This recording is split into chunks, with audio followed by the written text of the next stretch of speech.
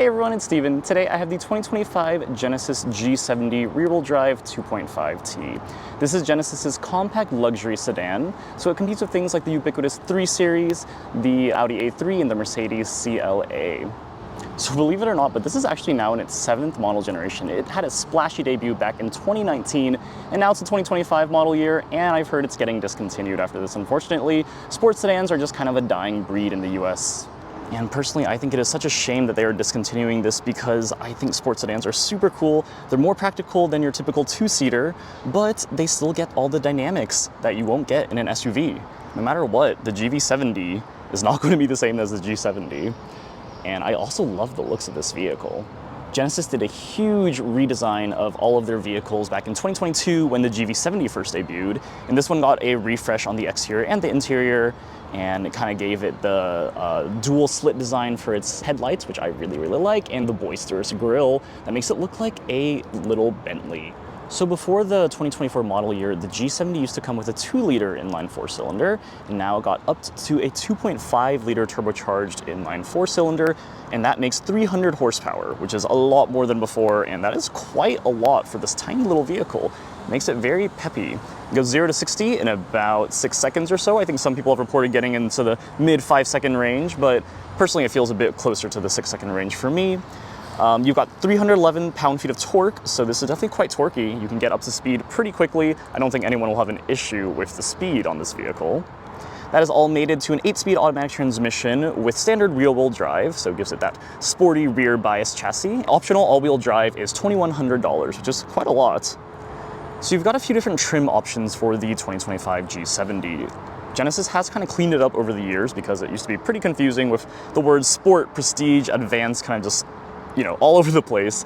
The base trim of the G70 starts at $42,000 for this rear-wheel drive 2.5T. You can upgrade to the larger and stronger engine, the 3.3T, which gets you 365 horsepower and gets you a gnarly exhaust note as well, and gets you some nice sport things on the interior and the outside, like red Brembo brake calipers. But this is the base one right here, and as tested, this one comes to about $44,000 with destination fees and this beautiful color right here. So this color is called Tasman Blue, and it's a $650 option, and honestly one of the most beautiful colors in my opinion. It's a very interesting, unique color in that it changes depending on the lighting, right? You can kind of see it's a very overcast day right now, and it looks kind of green, right? And honestly, at certain angles, it looks black. But in direct sunlight, it really is a gorgeous kind of it's a very green blue, I would say. So if you like that, it's a pretty unique color in my opinion.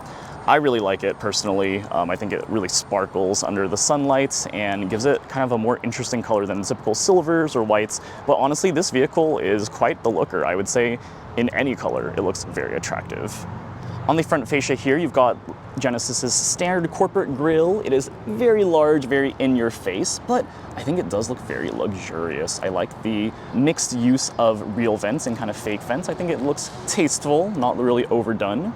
And these headlights are gorgeous. Full LEDs, and I love the twin slit design. They carry that in the rear as well, and I love that cohesive design there. The Genesis badge doesn't look the greatest in my opinion, but I think they've done a good job at making it look in line with the rest of the vehicle. Definitely looks very luxurious, right? This gets quite a few looks, especially at the lower $40,000 price point. I would say that this is definitely one of the best looking vehicles, if not the best looking vehicle at this price point for this segment. Going to the side profile, you can really see how small this vehicle is. It is definitely one of the smaller vehicles in this compact sports sedan segment. I do love these standard wheels though. They look very nice and sporty. You've got 19-inch alloy wheels standard. You can upgrade to a different design on the higher trims, but you've also got this nice silver brake caliper that says Genesis. I think it looks quite nice. I think the chrome and overall silver colors on the vehicle complements the Tasman Blue color. Very cool. I love the side vents as well. Give it a nice sporty flair there, right? This is definitely a true sports sedan. It feels like it, and it looks like it. On the side profile, there's really not too much notable. Not very interesting body lines, which is kind of interesting given that Hyundai and Kia in general have some crazy body lines across their entire lineup. But this one is a bit more tame, just looks luxurious, I would say. You've got this large chrome accent around the windows. Looks very nice, alongside some blacked out A pillar and B pillars. Going to the rear here, This is probably the less flashy part of the Genesis, but I still think it looks very nice, right? You've got that cohesive design with the slit taillights. And I will say that the rear diffuser, along with these very long ovular tailpipe covers, are kind of interesting. They are just covers, of course, so actual tailpipes are in there. There's only 2 of them, not too interesting. But the exhaust note is not bad. Take a listen.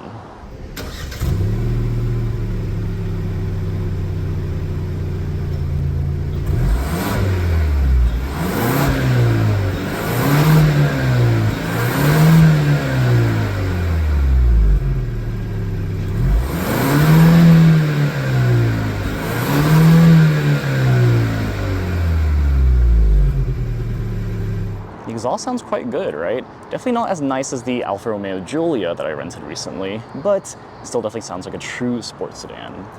All right, going into the trunk. Unfortunately, no power trunk at this base trim level. And you've got 10.5 cubic feet of cargo space in here. So really not the most. This is one of the smallest trunks in this segment, which is already a segment full of small trunks. And you can see here that this poster case barely fits. It's not a gun case, it is a poster case. And yeah, it's had to sort of Tetris stuff in here to make sure everything fit here. But you get this nice cargo net, which I think is kind of cool. All right, let's take a look at the interior of the 2025 G70. All right, before we step inside, I do want to show you guys what the key fob looks like. Pretty cool, right? I like the little quilted design on it. All the buttons are on these sides. Pretty sleek. It is a little bit bulky though, but I like it. It's a little distinctive, I would say. You've got keyless entry on even the base trim. You've got this little marker right here where you can lock it, but that is only on the front doors, not the rear door. Kind of a differentiating factor between some of the more high-end vehicles. And you can see my seat is all the way scooted back here so that I can show you guys as much as possible of the interior, but it's pretty loud outside. You'll notice that the moment I close the door, it is dead silent. They did a really great job of the sound isolation in here, and that's kind of typical of the more luxurious Korean products. All right, so push to start. Of course, that is standard on a vehicle like this. And you can see the interior is pretty cool. I love this color. It really contrasts with that really gorgeous blue-green on the exterior.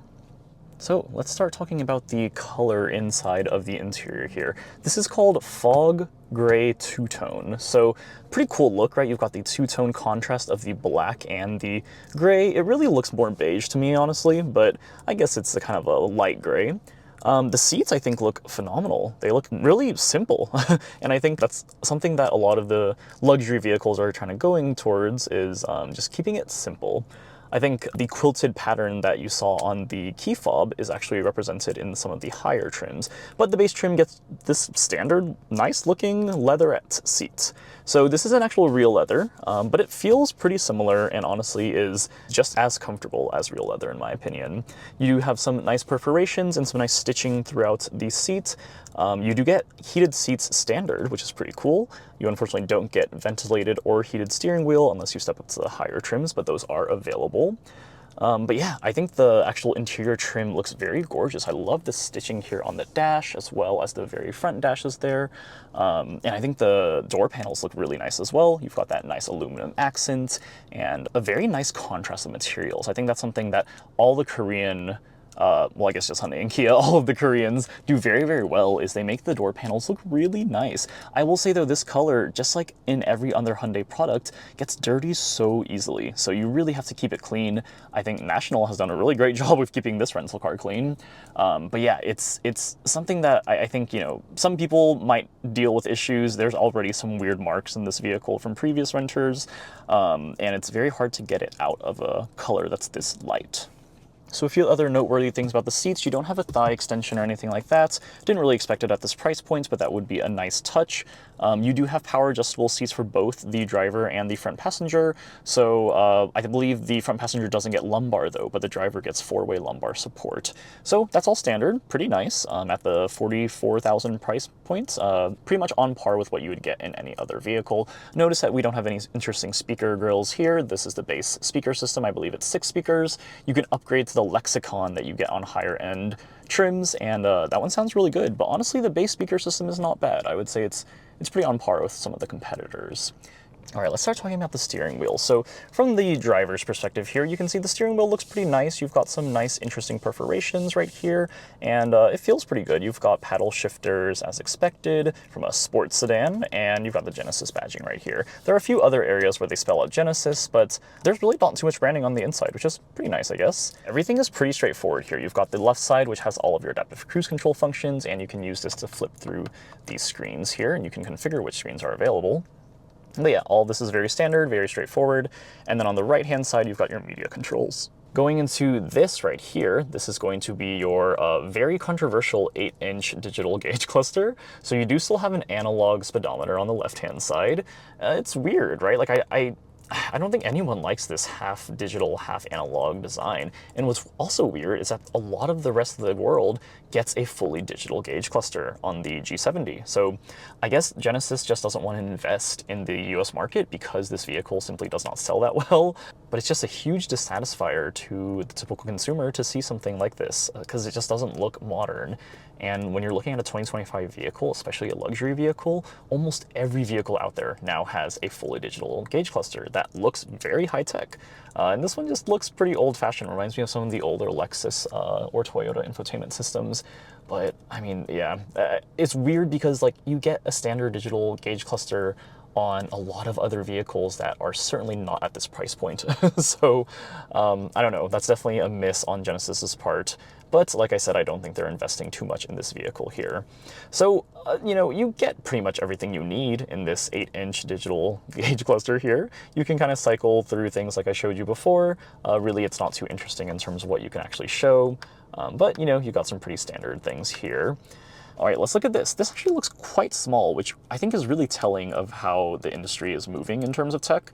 The fact that this is a 10.25-inch touchscreen right here, and it still looks quite small. But I think it's just compared to the GV70, which in 2022, when that came out, had a 14.5-inch touchscreen. It's a very different story, I would say. So this one, of course, you get that cool background, and I just love what Hyundai has done with their infotainment system. I think it's so nice, it's snappy, that it runs great, right? Like, look at this. This is exactly like smartphone-like, and I think that's what they're going for. And everything is really easy to use. Like, everything responds very quickly. You don't ever have to really wait for things. It's snappy. The graphics look good, high frames, and yeah, really nothing I can complain about here. Everything is pretty organized, not too complicated. I love this screensaver. Not many other vehicles do this, or they'll have something like this, but it won't show a nice cityscape like this does. And I like that everything in terms of vehicle settings is just in one menu. It's just the setup menu right here. You can just kind of go through everything. Very, very simple to use. Personally, I think my biggest complaint about this vehicle is going to be the lack of wireless Apple CarPlay or Android Auto. Come on, Genesis, my 2025 Toyota Camry that I recently drove had wireless Apple CarPlay. And like, that's a base trim of a very affordable vehicle, over $10,000 cheaper than this vehicle. It's just kind of crazy because Genesis has stated that they do plan on offering this in an over-the-air update, but so many people have had to buy third-party plugins and stuff like that to get wireless Apple CarPlay, which is fine. I mean, it's not that big of a deal if you really want it, but I just feel like at a vehicle of this price point and prestige, they really should offer that standard, especially when a lot of other manufacturers are doing that now. Now let's kind of go down the center console right here. So this is a bit controversial as well, the use of physical buttons mixed with this display for the air conditioning controls. So I do like these buttons, and again, they have that nice texture, very nice luxury touch that is consistent throughout the entire vehicle. But I do agree that people don't use these buttons too much. Here's another star favorites button, but like, does anyone actually use these buttons? Like, honestly, I can't think of any person who would use these at this point. I do like the setup one. It's very nice to be able to access that screen at, you know, with a touch of a button, but I do feel like they could definitely clean this up a little bit. In terms of this display here, I honestly think it looks great. So definitely some people are complaining about the fact that a lot of these are not physical buttons and just in touchscreen, but I mean, they're really responsive, and like, it's not too difficult to hit them. I will say, of course, it's difficult to use this while you're driving, but I don't think it's that common that people are putting heated seats during the drive. You know, usually I feel like you do it when you get in the car or something like that. So I don't know. Personally, I feel like it works pretty well. I do like that these are all buttons, so you can actually hit these buttons quite simply, and I love the three-way auto. That's seriously my favorite thing. I hate when it's like full blast and I'm just like, I don't need it to be that strong. And I do like that the temperature control is still a dial. That makes it very, very easy to use without taking your eyes off of the road. So I think Genesis struck a really good balance here. So I don't know, some people really don't like it. This reminds me of the Audi system, but it's a little smaller, and honestly the graphics look a little more crisp than the Audi. So yeah, I personally like it, but let me know what you think in the comments. All right, going down here, you do have USB-A and USB-C, so kind of a nice selection. I always like when they still offer both, but the industry is definitely going towards just USB-C these days. You have a nice mat right here. You could normally get a wireless charging pad, but that is not available on this low trim. But yeah, it's very nice and rubber. It holds things really well. Very good place to put your phone, anything else you don't want to be slipping around. And going through here, you've got a normal gear shift, and I think that's kind of an oddity in this day and age. I think a lot of other vehicles have weird dials and, you know, whatever they want to do these days. But I will say that I like this. It's really easy to use, very simple, you know, no gimmicks here.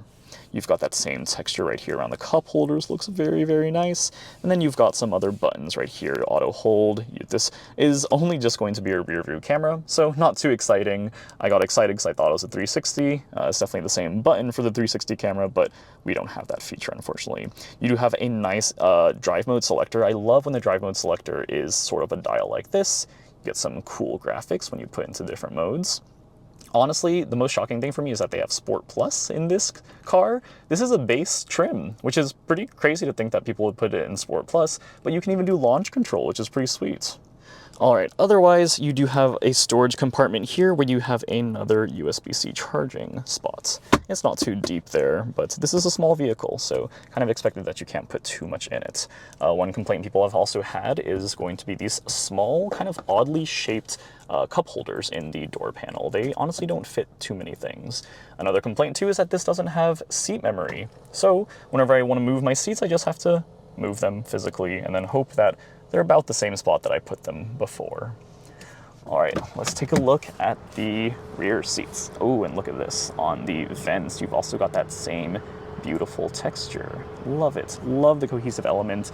Hyundai and Kia and Genesis really do a good job with that. All right, it always yells at me too once I get out of the vehicle with the keys in my pockets.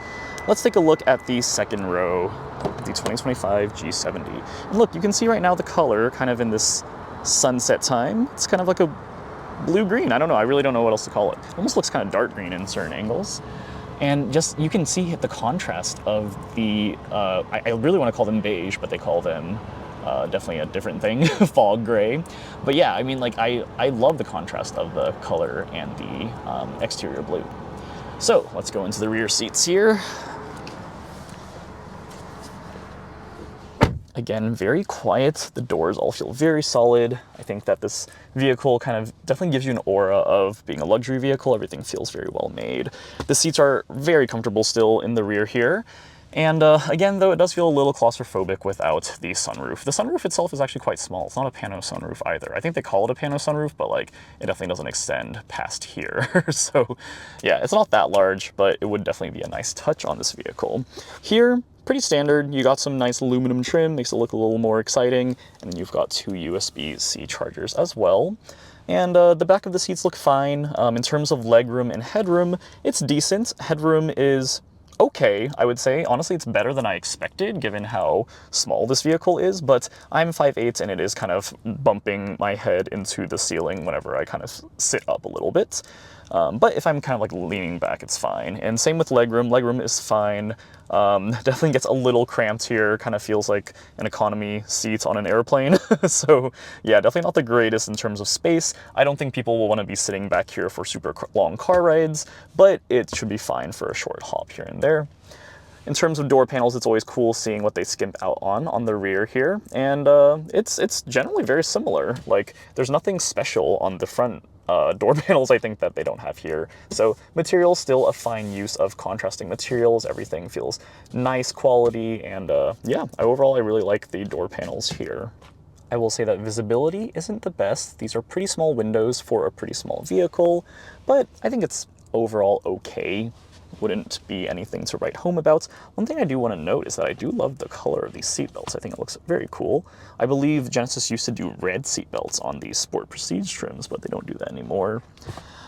You've got a pretty standard armrest right here. You've got that same trim here on the cup holders. Looks very nice and luxurious, and it's all very comfortable, all very high quality. All right, let's take the 2025 G70 out for a drive. So I think this is definitely going to be one of the highlights of the vehicle for a lot of people. The reason they choose this vehicle is because they want that blend, that excellent blend of luxury, great tech, good looks, kind of a unique name too, right? I think not many people know what Genesis is. And I feel like the people who know them now just kind of think of the GV70 since that's everywhere. But, you know, you want all of that, but you also want a fun driving experience. And you don't want the standard BMW 3 Series, right? I think that's the thing, is that everyone just kind of goes towards the 3 Series, but I think this is an excellent alternative for that. So in terms of ride quality, it definitely does feel like a luxury vehicle, deserving of that $44,000 price tag. It definitely rides smoother than you would expect from the Hyundai Elantra counterpart. And it's quiet in here. I think the materials and the sound deadening are really, really great. They definitely add to a luxurious experience. When you're kind of sitting at a stoplight, can't really hear too much. I would say that road and wind noise aren't that bad, but they're also not that great. Definitely doesn't feel as nice as some of the other luxury vehicles. Like, I would say a lot of the Lexuses in this segment definitely feel smoother and more boat-like. But I think in exchange for that, you get excellent handling with this vehicle. This is one of the smallest vehicles in the class, and because of that, it is very nimble. Turns feel super easy, and the steering doesn't feel that light and like kind of, you know, not there and like power assisted. I think that's what a lot of the luxury vehicles kind of go for these days. But I think similarly with that Alfa Romeo Giulia I rented recently, this vehicle feels like you are in control. It feels accurate. The steering feels really nice and kind of ready for the challenge, right? You can kind of toss this around, and I haven't really gotten a chance to take this on a windy road, but I imagine it does very, very well. And this is only the base engine, right? I can't imagine with the more powerful engine how much better that feels. Honestly, like the exhaust note is great for this. Like, put this in sport, and I'm having a good time. All right, revving it here. Wow, that sounds good. And it holds those revs pretty high for a while. And I think that's one impressive part of this vehicle. Sounds really good. And that's kind of rare for a vehicle at this price point. Similarly with the Giulia, like I think that's what makes this feel like a sports sedan, honestly, is kind of that intoxicating sound. You're definitely going to want to put this in sport mode and rev it a while. I think that if this car had wireless Apple CarPlay and ambient lighting, it would probably be my favorite car in the segment. Like, definitely more than the 3 Series. I like the looks of this way more, and I think just the uniqueness of having a Genesis is quite cool. Back in 2019, when they first introduced the G70 in the US market, people were very shocked, I think, because they didn't expect that a Korean luxury car could do this well. I think, you know, Hyundai and Kia still have a bit of a reputation to overcome in terms of just not being as reliable as the Japanese counterparts and not being as luxurious as the German luxury counterparts. So they've really shown what a nice Korean car can be like. And I think the Genesis name brand is getting very popular, especially with how well the GV70 is doing. It's just a shame that the sports sedan segment doesn't really, you know, live up to the sales in the US market. So overall, I really like this vehicle, obviously. I think I was super shocked to see this at National Car Rental and very happy to have gotten my hands on one before they killed it off in the US market. So if you're looking for that really great balance of tech, luxury, kind of a unique name, and just a really great driving experience, I think that this Genesis could be the perfect fit. I really think that a lot of people don't know about this brand still, and kind of underestimate the Korean name brands, but I think that they are definitely on the same level, if not surpassing the Germans in some areas. So definitely check the G70 out if you're in that market. If you want to look at some of my other reviews, you can click up here, subscribe down here, and I'll see you guys in the next review. Thanks everyone, bye.